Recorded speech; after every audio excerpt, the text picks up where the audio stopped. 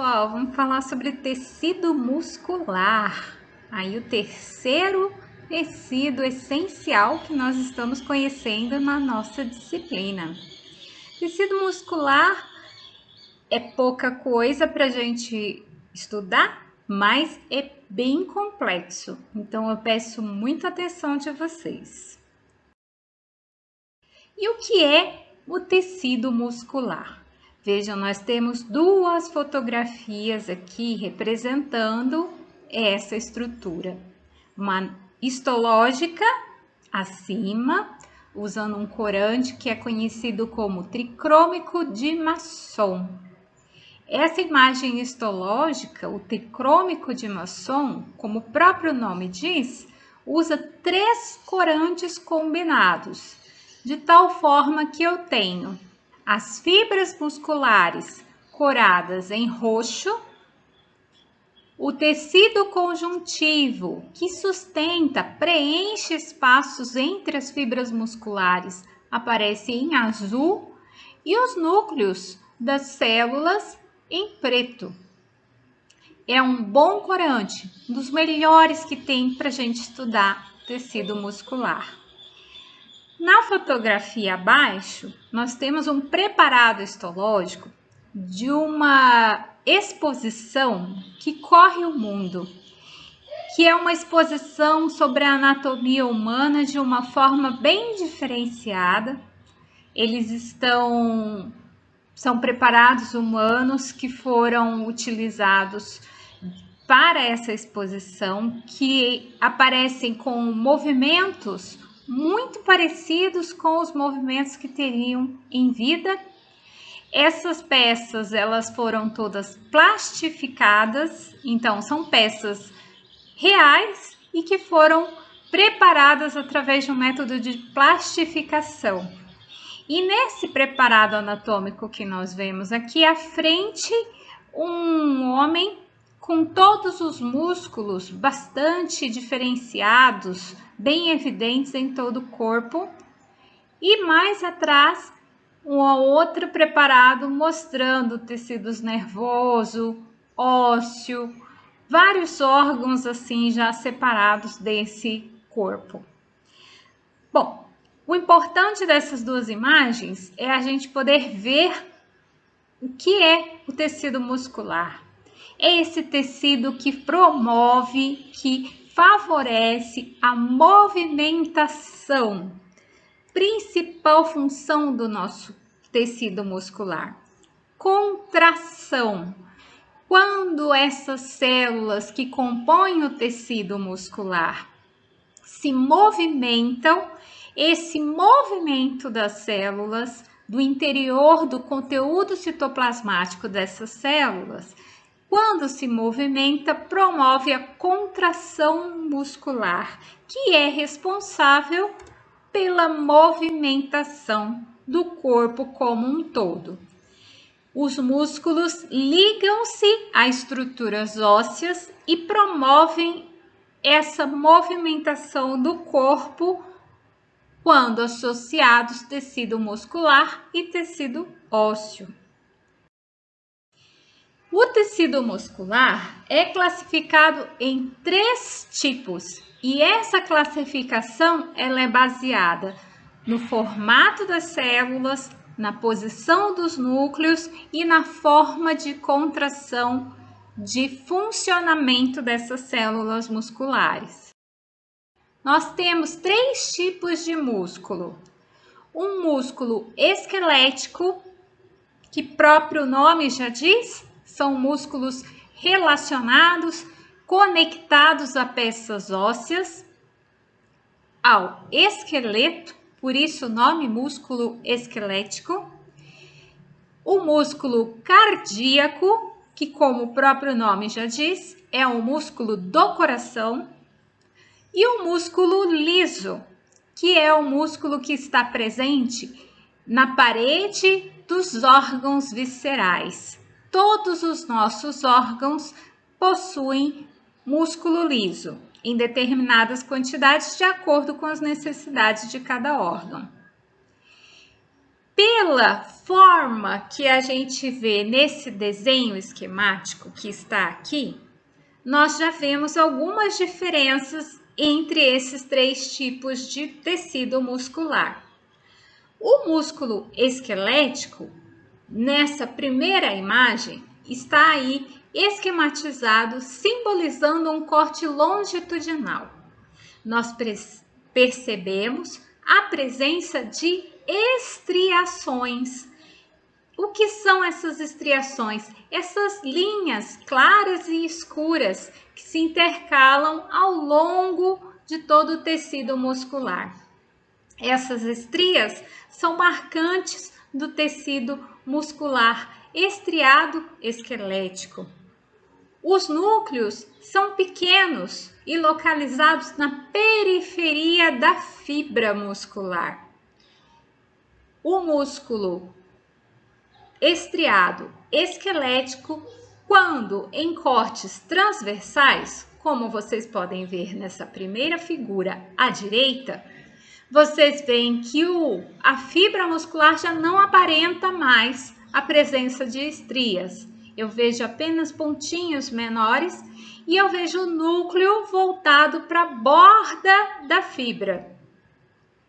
A fibra muscular no tecido muscular é a célula muscular. Porque a célula muscular ela é bem alongada e muitas vezes nós podemos ver em cortes transversais, como nessa imagem, que é a primeira à direita, existem fibras com dois núcleos na borda, mas são dois núcleos. Isso quer dizer que eu tenho duas fibras musculares, duas células musculares ali naquele desenho. Características da atividade do tecido muscular esquelético. Ele tem uma contração forte, rápida, descontínua e voluntária. Ou seja, a contração do músculo esquelético pode ser muito forte e muito rápida a partir do estímulo nervoso. Ela vai funcionar de forma descontínua enquanto eu estiver com o estímulo nervoso atuando sobre esse músculo esquelético, e ela é voluntária, ou seja, eu só vou ter a movimentação dessas fibras musculares se o meu sistema nervoso mandar, pela minha vontade, pelo meu desejo de movimentação. O músculo cardíaco, como vocês podem ver nessa figura esquemática, ele também possui estriações quando observado ao corte longitudinal no microscópio de luz. Essas estriações são muito parecidas com as estriações do músculo esquelético. São bandas claras e escuras que se intercalam sistematicamente. Uma diferença interessante sobre o músculo cardíaco é que os núcleos são maiores, são mais arredondados e maiores. E eles ficam com uma região mais clara em torno deles, dos núcleos. Outra característica interessante sobre o músculo cardíaco é a presença de discos intercalares, que são estrias mais escuras que as estrias escuras que a gente vê. Elas não se repetem tão sistematicamente como as outras estrias, mas elas estão ali em uma certa quantidade e podem ser facilmente observadas. Nessa imagem do músculo cardíaco em corte transversal, nós observamos que a fibra muscular cardíaca também não apresenta estriações quando em corte transversal, e que os núcleos estão localizados no centro da célula, no centro da fibra. Características da atividade do músculo cardíaco é a contração forte também, muito rápida também, rápida e rítmica. Ela é contínua. Nós temos um ritmo de contração no músculo cardíaco, ou seja, ele contrai esse movimento o tempo todo, por isso é contínua. E ela é involuntária. Não depende do meu desejo de movimentação, para que os estímulos nervosos façam com que essas células musculares se movimentem. Elas funcionam, elas se movimentam, independente da minha vontade.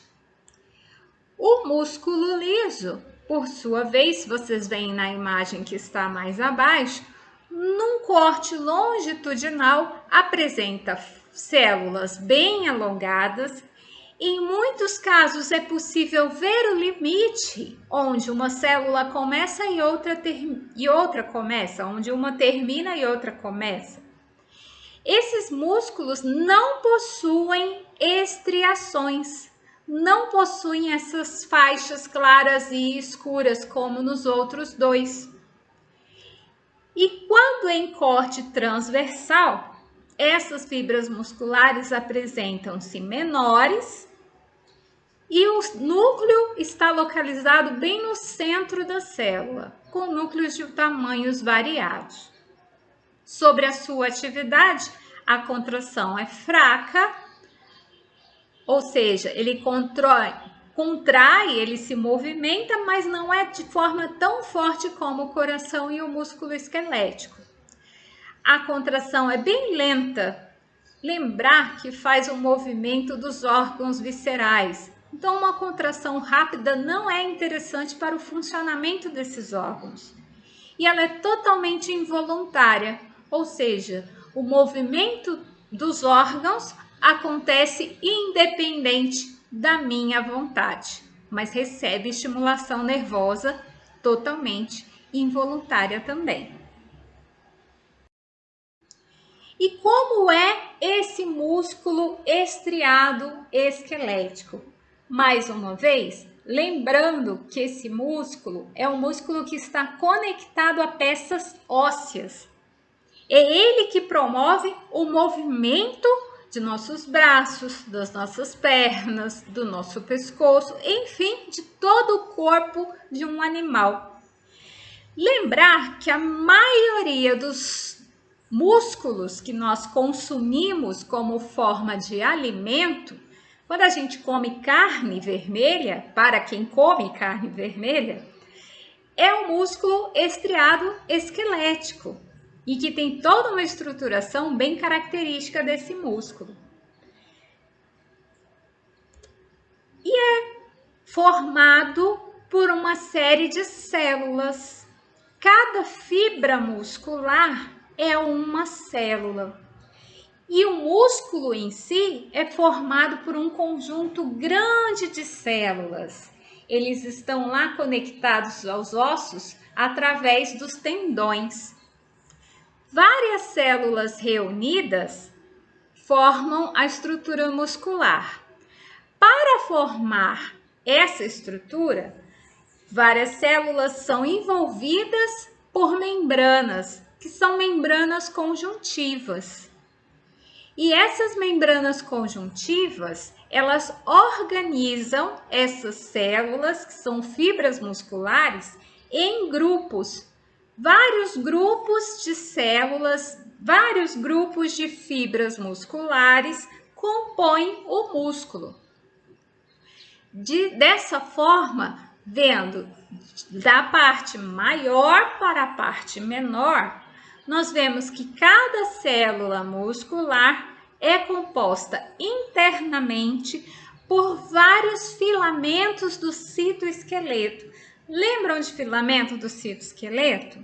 Pois é, a célula muscular possui muitos filamentos de citoesqueleto.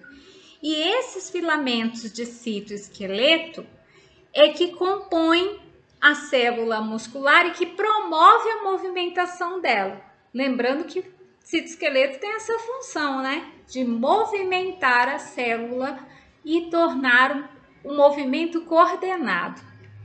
Dentro da célula muscular, os principais elementos do citoesqueleto são duas proteínas filamentosas, uma chamada actina e outra chamada miosina.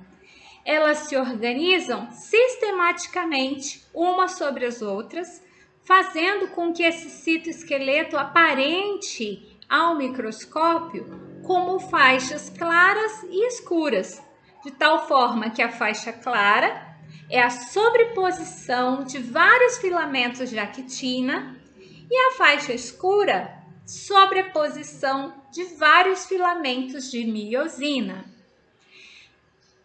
Esses filamentos se repetem ao longo de toda a fibra muscular, toda a célula muscular, formando o que a gente chama de miofibrila.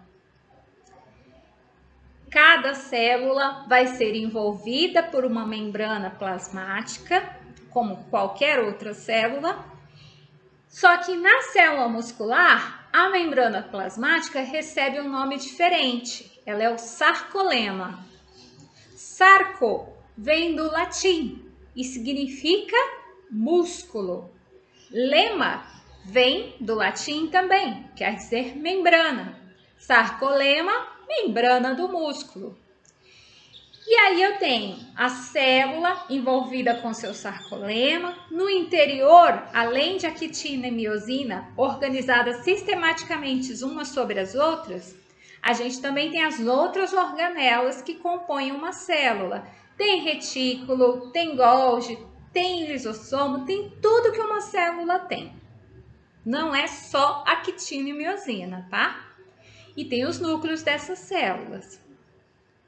Quando eu reúno várias células musculares, eu componho a fibra muscular.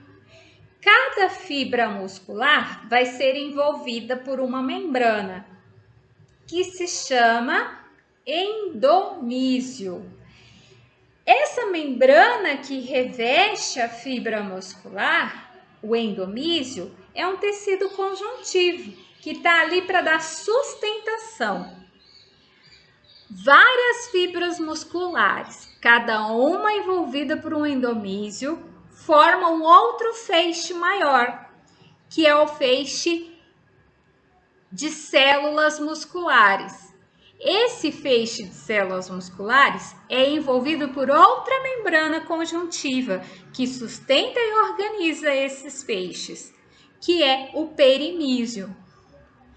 Vários feixes musculares reunidos se organizam para formar o músculo, a peça muscular. Todos eles juntos são envolvidos por outra membrana conjuntiva, que é o epimísio. Olha aqui um corte histológico. Eu tenho dois cortes.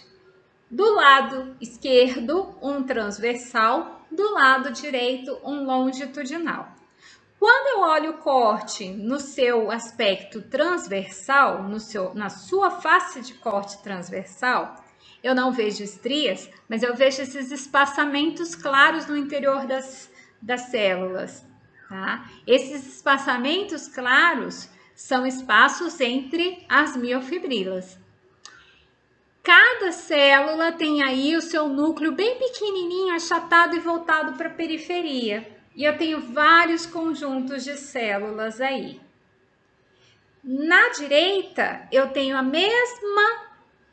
mesmo tecido muscular estriado esquelético, só que num corte longitudinal. E é apenas quando eu vejo no corte longitudinal que eu consigo ver as estrias que caracterizam esse tecido. Faixas claras e escuras que correm no sentido contrário do eixo maior da célula. Como é o músculo estriado cardíaco, que é o músculo que forma o nosso coração? Ele é muito parecido com o músculo estriado esquelético, porque ele também possui estrias.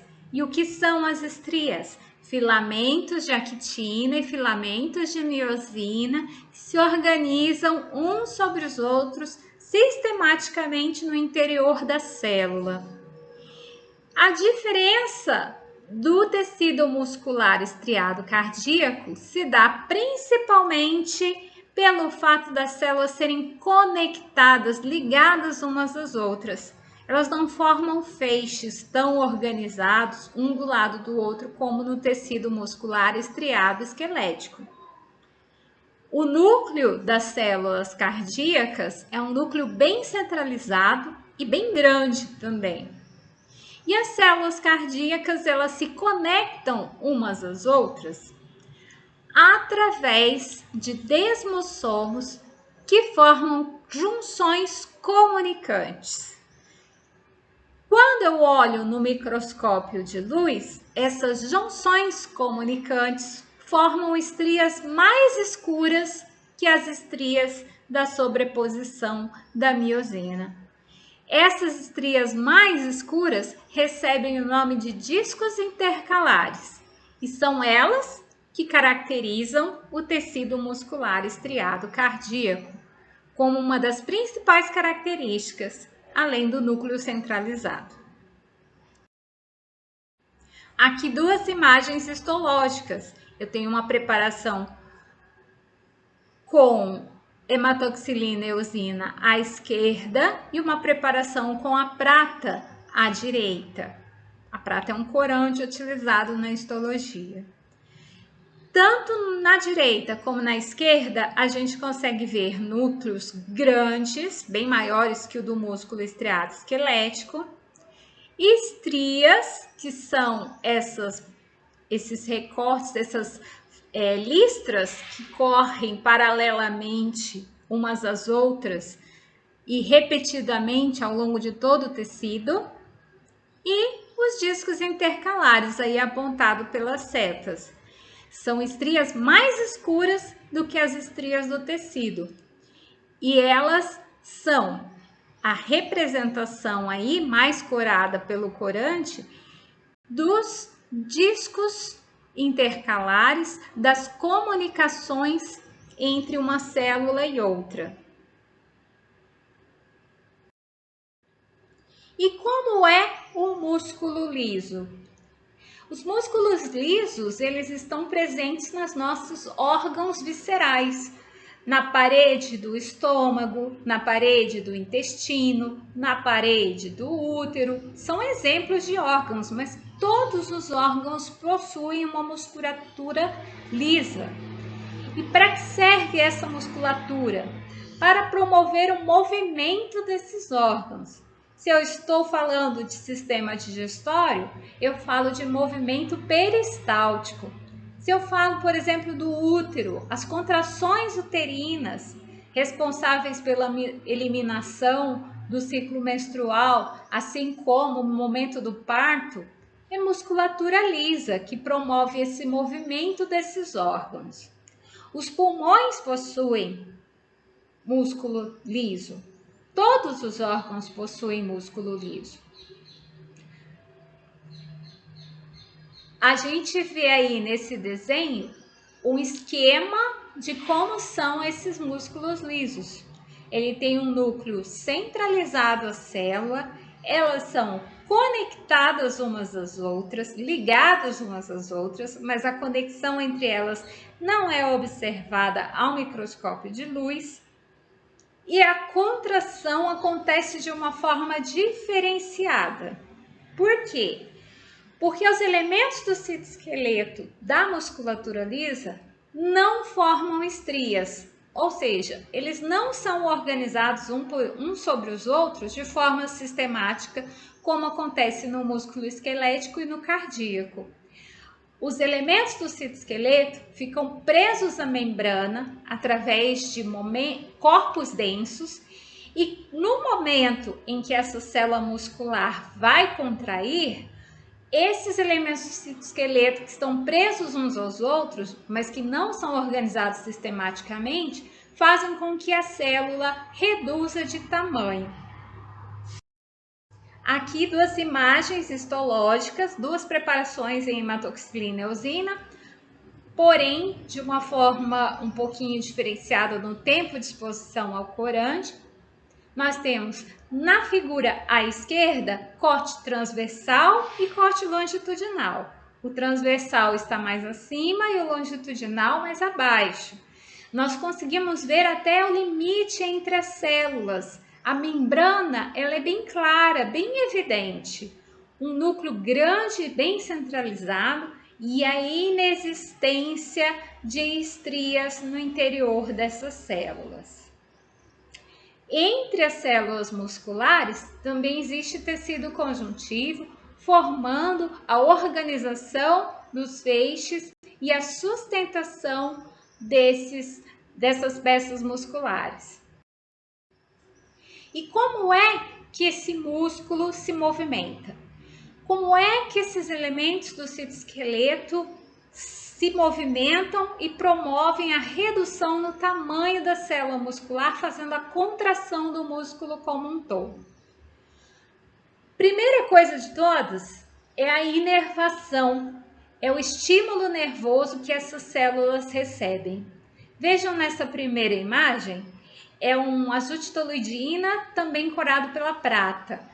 Todos esses fios em preto são terminações nervosas que estão chegando na fibra muscular que está corada em azul. Essas terminações nervosas recebem o nome de placa motora, exatamente porque elas promovem o movimento. Por isso ela recebe o nome de motora. E várias placas motoras são conectadas às células musculares de tal forma que quando o estímulo nervoso chega à célula muscular, esse estímulo nervoso promove uma despolarização de membrana, abrindo canais de todas as biomembranas, tanto das biomembranas do revestimento da célula muscular, como das biomembranas internas, por exemplo, do retículo endoplasmático. Essas células, elas fazem um arquivamento, um acúmulo de cálcio no interior desse retículo endoplasmático.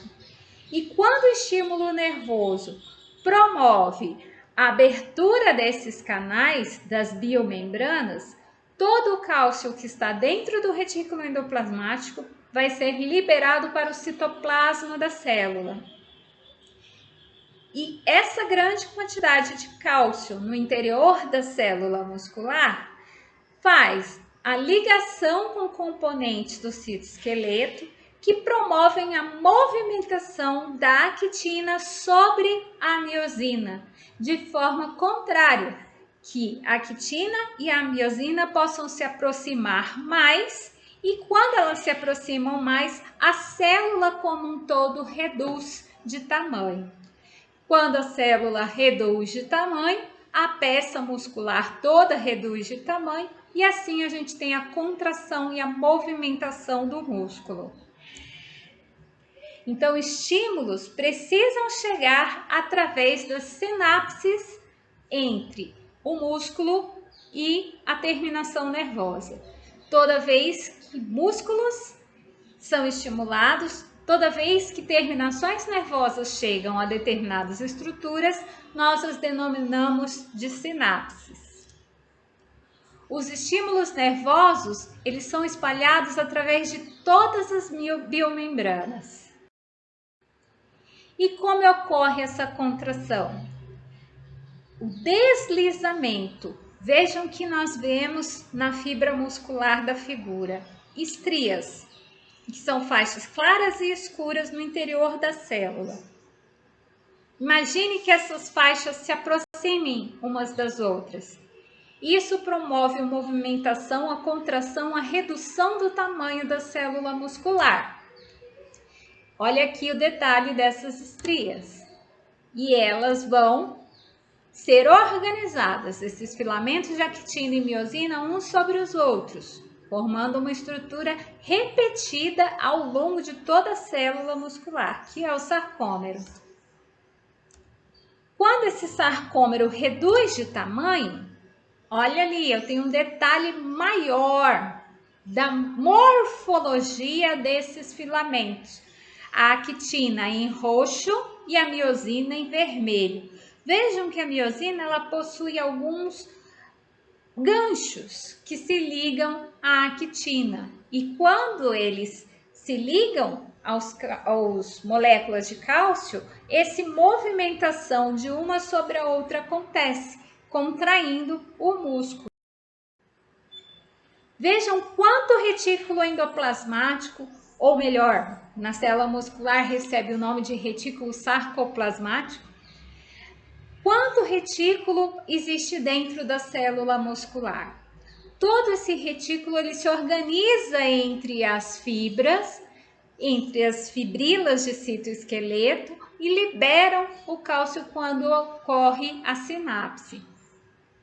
Até 2015, acreditava-se que eram apenas filamentos de actina e miosina que se movimentavam uns sobre os outros. Em 2015, foi feita uma descoberta muito interessante de outro filamento. Vejam esse filamento verde que se liga ao filamento de miosina e contrai puxando em direção a outros filamentos de actina. Essa titina, ela proporciona estabilidade à miosina, de tal forma que mesmo quando o músculo está completamente contraído, ele mantém a capacidade de fazer força. Ou seja, mesmo quando eu já contraí tudo que eu podia contrair do meu músculo, eu ainda consigo fazer força. Isso se deve a essa estabilidade que a titina promove. Então, no interior das células, a partir de 2015, foi descoberto que eram 3 filamentos: actina, miosina e a titina. A actina sobre miosina, elas se deslizam, reduz a distância entre elas e promove a contração, e a titina produz a estabilidade do movimento, mantendo a força do músculo. O artigo que fala sobre essa descoberta, a descoberta da titina, em 2015, está lá no Facebook, na página dos histologados, para quem tiver curiosidade de poder se atualizar. E o que torna o movimento mais eficiente? Toda a musculatura, olha aí, eu tenho peças de músculo, de carne que a gente consome como alimento. Todas essas peças, elas são revestidas por feixes. Elas são separadas em feixes e são revestidas por membranas conjuntivas. É nessas membranas conjuntivas que a gente vê aí a peça muscular em vermelho e a peça conjuntiva em branco. Essas peças conjuntivas é que recebem as sinapses. E essas sinapses que promovem toda a distribuição de estímulo pela peça muscular, a liberação do cálcio no interior das células, fazendo o start para a movimentação das fibras do citoesqueleto. É através delas que esse estímulo se propaga, fazendo com que esse movimento seja mais eficiente. Sabe o que é essa foto de um preparado, de uma carninha aí no prato, pronto para comer? Lembra quando você vai comer a carne e que você sente uma certa rigidez ali no músculo, né? Quando é carne mais assim, segunda, tal, que tem um pouco mais de rigidez, que algumas pessoas falam, ai, tem um nervinho na carne. Não é nervinho não, gente. São essas membranas conjuntivas, tão importantes para promover o movimento. E essas membranas conjuntivas, elas recebem nomes específicos. Olha só, eu tenho duas figuras, um desenho esquemático e um corte histológico ali no tricrômico de Masson, corado por um tricrômico de Masson. De fora para dentro, quem são essas membranas conjuntivas? Por fora da peça muscular como um todo, veja que a peça muscular está ali naquele esquema ligado a um osso. Por fora da peça muscular, nós temos o epimísio, que é a membrana mais externa. Geralmente, quando a gente vai comprar a carne no açougue, a gente não vê o epimísio, porque ele é todo retirado, é uma membrana conjuntiva bem grossa, como a gente pode ver no corte histológico aqui embaixo. É uma membrana bem espessa. Separando o conjunto de fibras musculares, nós temos o perimísio. E envolvendo cada fibra, nós temos o endomísio.